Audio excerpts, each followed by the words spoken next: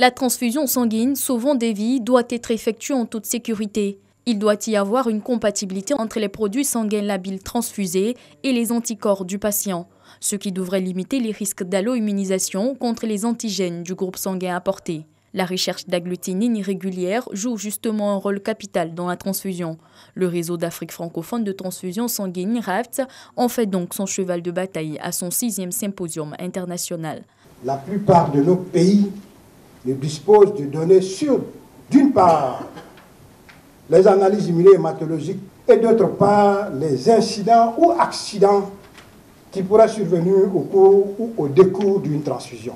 C'est donc pour accompagner les pays africains francophones à mieux intégrer les analyses immunohématologiques et à vérifier l'organisation et le fonctionnement du dispositif de traçabilité et de sécurité transfusionnelle. La qualité, la sécurité du sang reste une préoccupation mondiale, d'où la résolution de l'OMS sur la nécessité d'établir des normes et standards de sécurité.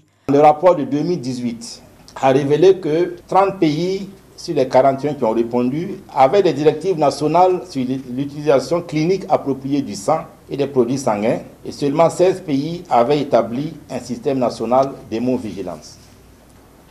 Le nombre de dons de sang est passé de 2,2 millions d'unités en 2004 à 4,9 millions d'unités en 2018, soit environ 50% de satisfaction des besoins annuels de sang pour la région africaine.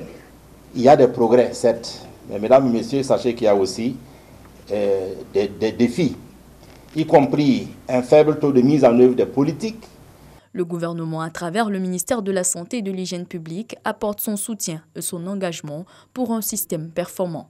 Je me réjouis que la Côte d'Ivoire ait pris l'initiative de s'inscrire résolument dans cette logique à travers les grands efforts d'investissement réalisés au cours de ces dernières années. Ces engagements ont permis au Centre national de transfusion sanguine d'être reconnu par l'OMS comme un établissement transfusionnel de référence dans le domaine de la démarche qualité. Un appareil de sérologie a par ailleurs été offert au ministère de tutelle par un partenaire pour les besoins du Centre national de transfusion sanguine.